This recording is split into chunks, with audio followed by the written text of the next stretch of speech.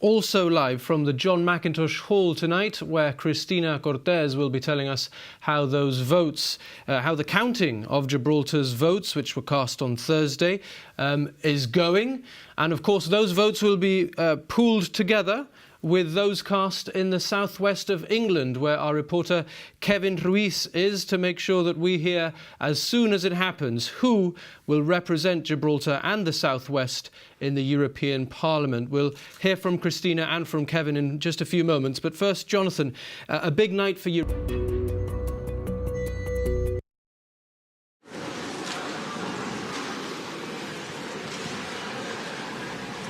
Good evening, Gibraltar. It's coming up to 7:15 in the UK, and we're coming to you live from the Lighthouse, Poole's Cultural Centre, where ballot boxes already arrived a while ago.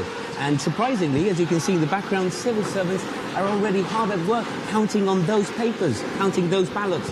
Now, we've been asking, and we're being told that electoral regulation does allow them to work ahead on the count, as long as no details are disclosed or figures are mentioned publicly, in order that civil servants can provide a provisional count ahead, well in time for 11 o'clock Central European time, which coincides with the closing of the last polling stations across Europe. Now, here in Poole acts as a bit of a headquarters for the southwest region, which, of course, since 2004 has included Gibraltar. And a few facts and figures about the region. 31 areas make up the southwest, and representing an electorate of 4.1 million. Tonight we'll be electing 6 MEPs to represent Gibraltar and the southwest, with the British press labelling the list of southwest candidates as a concentration of celebrity candidates. Of course, we've got former Conservative Minister Anne Widdecombe from the Brexit Party and Boris Johnson's sister Rachel representing Change UK in the lineup. Now, the region had an overall turnout of 40.5% at this European election, comparing well with Gibraltar's 39.8%. Like Gibraltar, sharing a similarity, the southwest is very dependent on tourism, and also they're very dependent on the European Union. In fact, their agriculture and fisheries depends on European Union conventions. Also, Cornwall receives the highest level of economic regeneration funding from the EU. Nonetheless, at the 2016 referendum, 52% of the southwest region voted to leave. The region is also dominated largely by the Conservatives, with some Labour MPs, one independent and one Lib Dem. But last month, there were local elections here in the UK, and the Liberal Democrats made a significant comeback in the region. We know now a few facts and figures about the southwest, and when we got here we were very curious to find out what they knew about Gibraltar. And on Saturday morning we set out off into Poole city centre and asked the residents what they knew about Gibraltar, our people and our issues.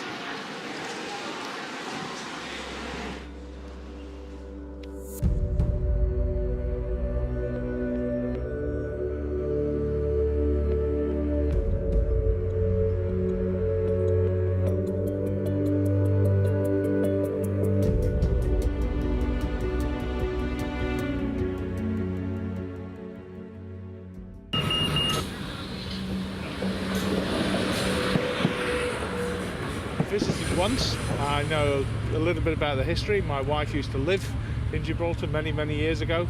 So yeah, and it's in a difficult position, obviously.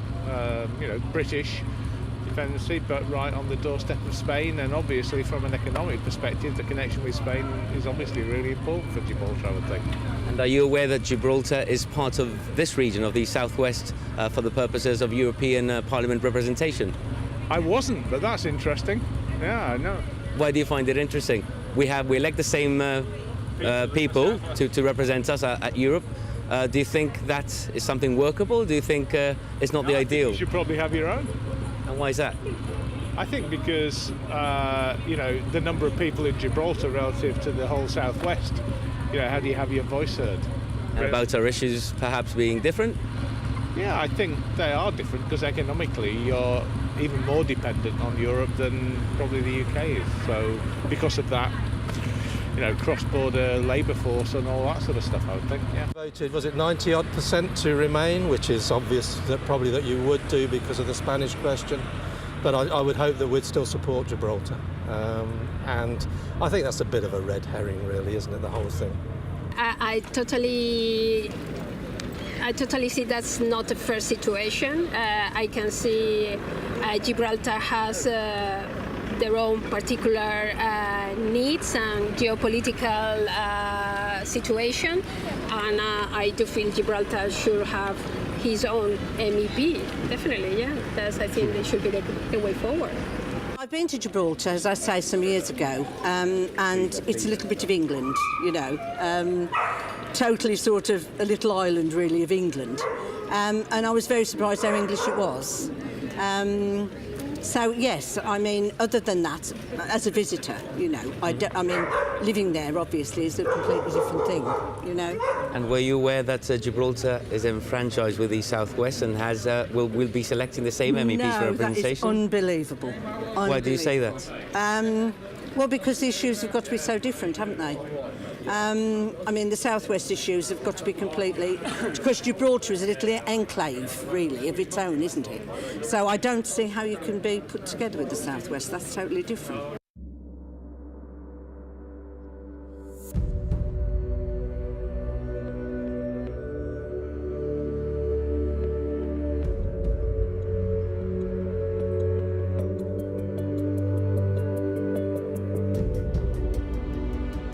For Kevin Ruiz, our reporter is in the southwest of England, in Poole, where he's in the cultural centre, and the votes are being counted there. Kevin, what can you tell us about how that process is going? Good evening, Jonathan. Well, as you rightly say, the count is already underway, as you can see in the background. Very little information being made available to us. Of course, those restrictions still in place. We can tell you that Graham Farrant, the regional returning officer, has already arrived and is already walking around, ensuring that everything is all is well and in order. Very little information being provided to us. What we can tell you is we're going to be running across town in the next few minutes, and we're going to be travelling to Poole's Civic Centre. That is where the Poole Declaration will be made later tonight, 11 o'clock UK time, and where also candidates wanting to represent Gibraltar and the South West will be congregating later tonight, and we're hoping to bring you a few interviews later on in the broadcast.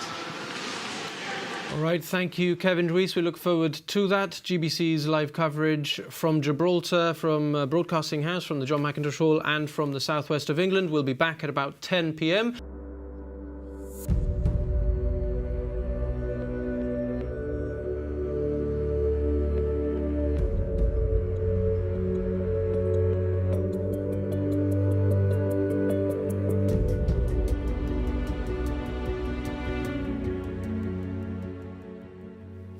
Good evening and welcome back to GBC's coverage of the European elections. Live from Broadcasting House, the GBC News editor Jonathan Sacramento is here with me. At Poole, Kevin Ruiz, and at the John Mackintosh Hall, Cristina Cortez have the very latest on the southwest of England and Gibraltar vote counting, which is coming to a conclusion. We're expecting to hear from Cristina in just a few moments on how Gibraltar has voted. A very clear pattern emerging in Gibraltar. And we'll also speak to Kevin about what's happened in the southwest, which Gibraltar is, of course, linked to as part of this process to select representation in the European Parliament, Jonathan. Our reporter Kevin Ruiz is in Poole. Kevin, what can you tell us about how things are going your end? Well, Jonathan, as you say, reporting restrictions have only just been lifted a few minutes ago, and as you rightly say, we can say the Brexit Party is one of the Earlier candidates to have arrived at the Civic Centre here in Poole. Everything seems to have gone according to plan. We're being told results are starting to come in. Poole was ready a while ago.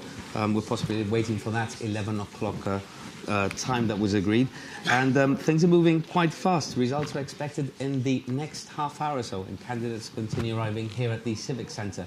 We'll be able, hopefully, to bring you the declaration in the next 30 minutes. Look forward to returning to the southwest of England, but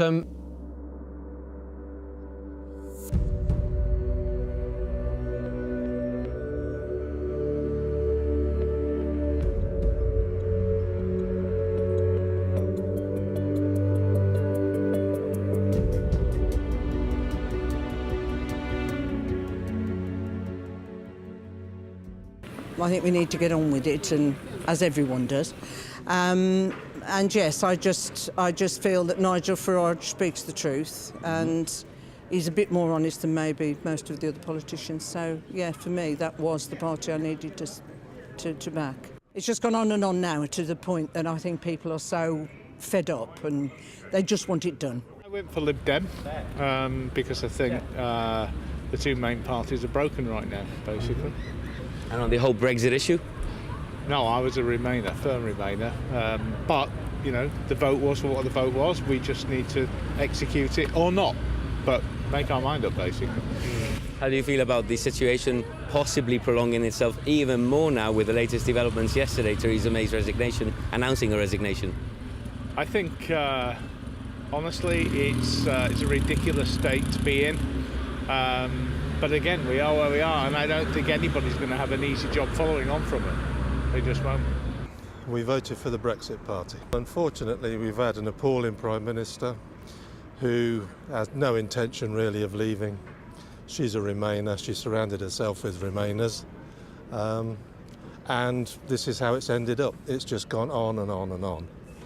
She had no intention of leaving. It's all been choreographed, really, I think. The amount of money that we give to them for a start off is a major consideration. I think it's a dying organisation, I think. And I think we'd be far better out of it. I mean, we go all over Europe. We're really happy to. We just come back from Italy. We were in Portugal at Christmas. We still want to travel to Europe, and we got friends in Europe, but we just don't want to be part of this. What I regard as a Stalinist organisation, really. I've been resident in the UK for more than 10 years, and I even have the British citizenship. I'm actually from Spain. I have voted as part of my home country because it wasn't sure that the UK was going to participate in the European elections, and I was adamant and clear that I wanted to participate in this year's elections.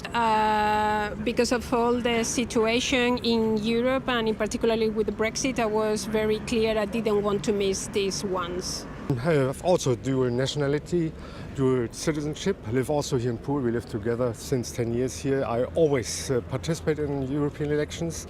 This year I participated for my original country, Germany, because of the uncertainty if the UK is participating or not. At work, I get every so often asked, when are you going back home, kind of thing. I do feel people is on edge, and when they hear the accent, certain people treat you in a different way. Well, it has impacted a lot, mainly at a psychological level. It's been a very stressful 3 years. It's hard to deal on a daily basis with the uncertainty. And until the referendum vote, I felt the UK was my home.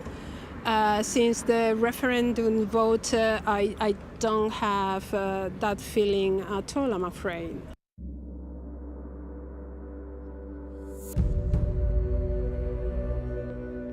We're going to cross there live now to hear what Kevin has to say about when the results are expected there. Kevin.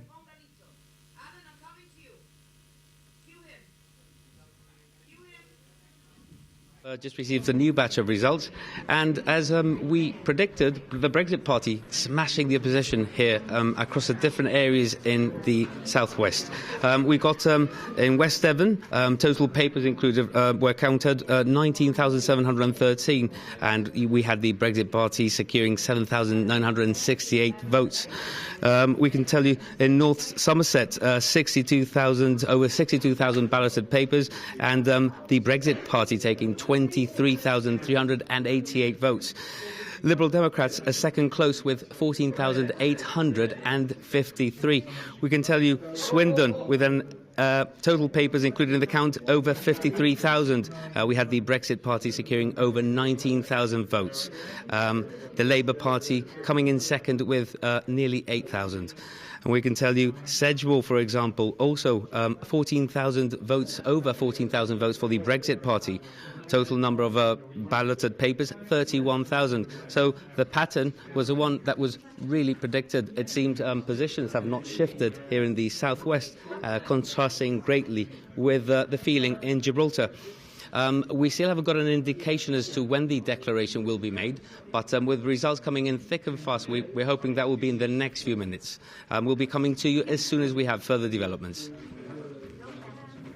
Thank you, Kevin Rees. Thank you for that, Kevin. Live from Poole, those results coming in. Of course, region is a council by council, I believe, and those will be collated in the next little while, and we'll hear more from Kevin very, very shortly. Hopefully he'll hear from us as well. We have to get him a better earpiece. Absolutely right. He took the words out of my mouth.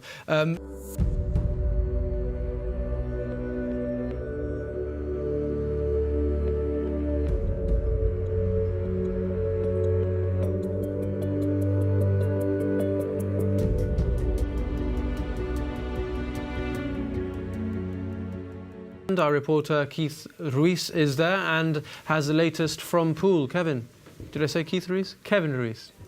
Hi. Yes, you did actually. Jonathan, yes, results coming in.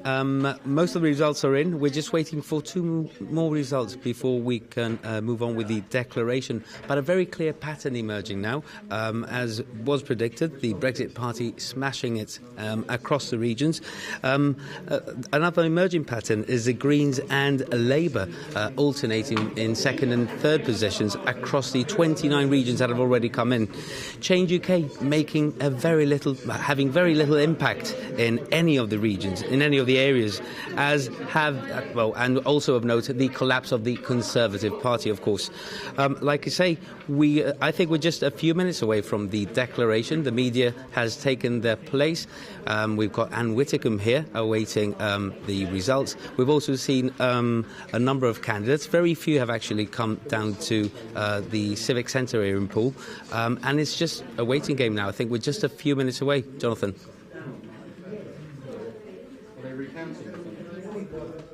No. Okay. Well, we'll hear back from Kevin in a few moments when we learn how the Southwest has voted.